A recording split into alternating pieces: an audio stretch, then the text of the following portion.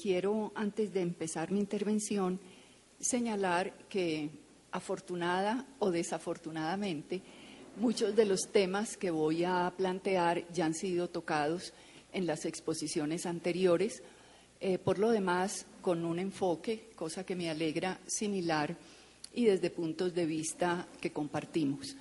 Entonces, ustedes me excusan si de pronto algo de lo que digo resulta, mil gracias, resulta un poco repetitivo. En segundo lugar, quiero también hacer la salvedad de que mi exposición aquí procede en muy buena medida de los planteamientos que hemos desarrollado en el Plan Estratégico de Antioquia. Temas que tienen que ver con el concepto de desarrollo local, el concepto de nueva ruralidad, el concepto de territorio, son todos temas que hemos elaborado desde hace algunos años en el Plan Estratégico de Antioquia.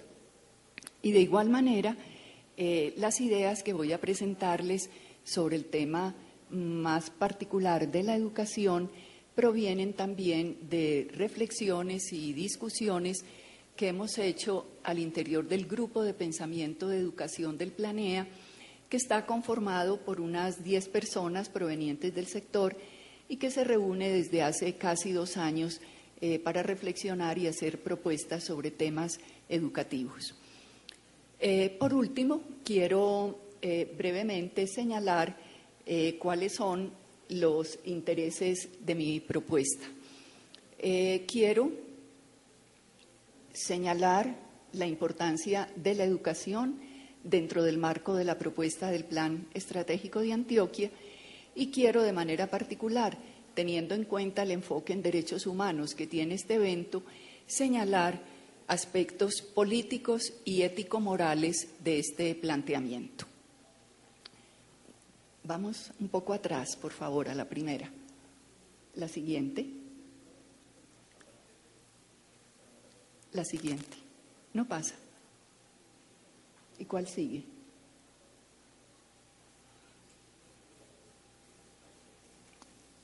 Antes de esta no hay otra.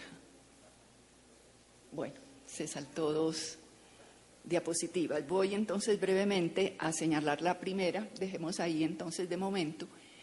En primer lugar, yo quería señalar una diferencia entre Estado y sociedad, porque me parece importante destacar que cuando hablamos de la educación en el medio rural, yo estoy hablando de una educación dirigida a formar actores sociales y a formar ciudadanos. Y son 2 cosas distintas y quiero establecer esa diferencia. Desafortunadamente no se ve la diapositiva, pero brevemente se trata de lo siguiente. Ustedes saben que el Estado puede caracterizarse por 3 elementos. El primero, el territorio y sus habitantes. El segundo, un ordenamiento jurídico determinado. Y el tercero, una institucionalidad a través de la cual el Estado cumple con sus funciones propias. Cuando yo hablo de formar ciudadanos, hablo de formar seres humanos capaces de moverse adecuadamente en esos 3 elementos.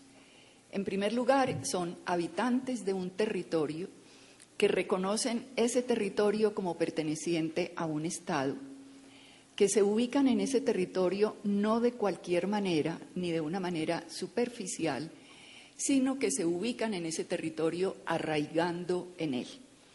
Hay un filósofo alemán, dicen que fue el más grande filósofo del siglo pasado, Heidegger, que tiene un texto muy bello donde él se ocupa de este tema.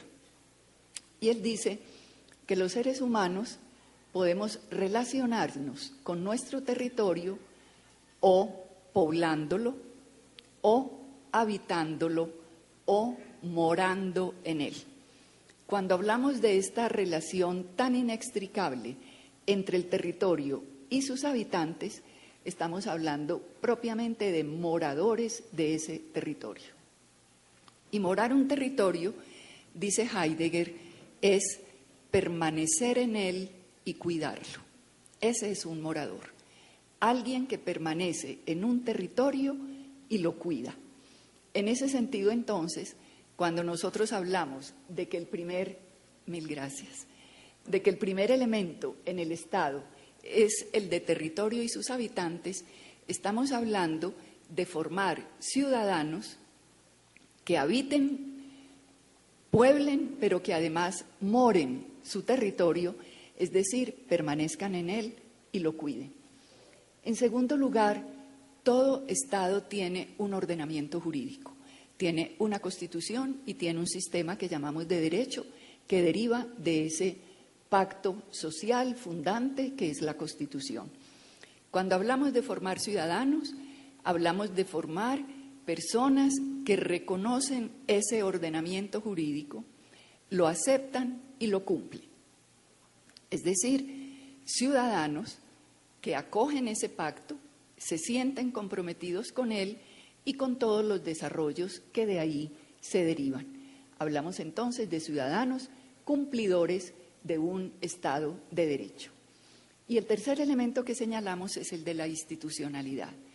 Todo Estado tiene instituciones, es decir, una serie de organizaciones muy reguladas a través de las cuales el Estado trata de cumplir con sus funciones propias. Un ciudadano es alguien que se acoge a esas instituciones, que recurre a ellas cuando necesita resolver conflictos, cuando necesita darle viabilidad a sus iniciativas, cuando requiere de darle continuidad y permanencia a esos procesos.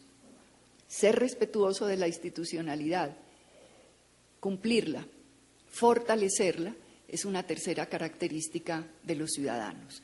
Formar ciudadanía es formar ciudadanos respetuosos de la institucionalidad, capaces de fortalecerla y de mejorarla en la medida de sus posibilidades. Cuando hablamos de sociedad, por otro lado, hablamos de un grupo de personas que se dedican a satisfacer las necesidades propias de cualquier sociedad. Y esas necesidades de cualquier sociedad son tres, fundamentalmente. En primer lugar, necesidades políticas. Toda sociedad necesita saber qué tipo de Estado quiere o requiere. Toda sociedad necesita participar de la formación, de la conformación, organización y dirección de ese Estado. A toda sociedad le interesan los asuntos del Estado. Entonces, en toda sociedad hay unos grupos que con mayor fuerza se dedican a esos asuntos políticos, los llamamos la sociedad política, pero todos los ciudadanos, de alguna manera, con mayor o menor fuerza, tienen intereses en el manejo político del Estado, o debieran tenerlos. Pero no solamente hay intereses políticos, también hay intereses económicos. Toda sociedad se tiene que preocupar de la producción, circulación y acceso a los bienes materiales que esa sociedad requiere. Un buen número de personas se dedica a esas actividades y de ellos decimos que conforman la sociedad económica, pero de todas maneras, así no sea esa nuestra actividad principal, todos nosotros de alguna manera participamos de las actividades económicas. Devengamos un salario, podemos consumir algunos bienes, incluso tenemos alguna persona económicamente bajo nuestra responsabilidad, etcétera. Pero esas no son las únicas necesidades de la sociedad. La sociedad tiene también necesidades sociales que llamamos. ¿Cuáles son esas? Educación,